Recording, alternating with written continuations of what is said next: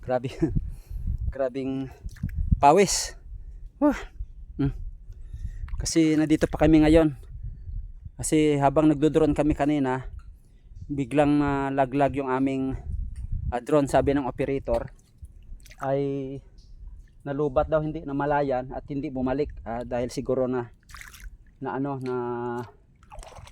dito nahulog sa loob, sa gilid ng mangroves, no. Ayon sa kanya, from our location is about 250 more or less meters, kaya ito ngayon naghanap kami. Galing na kami doon sa malawak na hibasan. Ngayon sinusuyo ko dito at tinatry sa loob na sa gilid ng mangroves, baka na dito sumablay sa natrap sa mga puno ng sa mga sanga ng mga mangroves na yan, kasi malawak itong mangroves yun.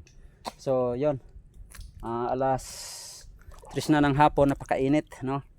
Emergency, tumulong ako sa paghanap, no. Malayo yung bangka namin, nandoon mula dito mga 1 kilometro, nilalakad ko lang. Okay lang. Dahil sanay tayo sa ganitong lakaran. Itong lahat ng makikita nyo mga mangroves, sayan sa mga protektahan namin noon at itinanim dito 20 years ago, no.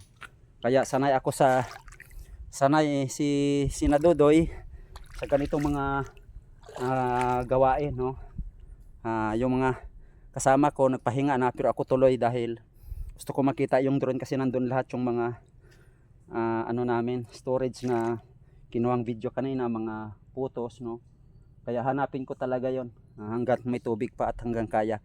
So yun lang mga campingers natin, no. So kasi mamayang alas 6 kung maaabot, alis ako papuntang Negros at Iloilo. So yan muna mga campingers, sa magandang araw.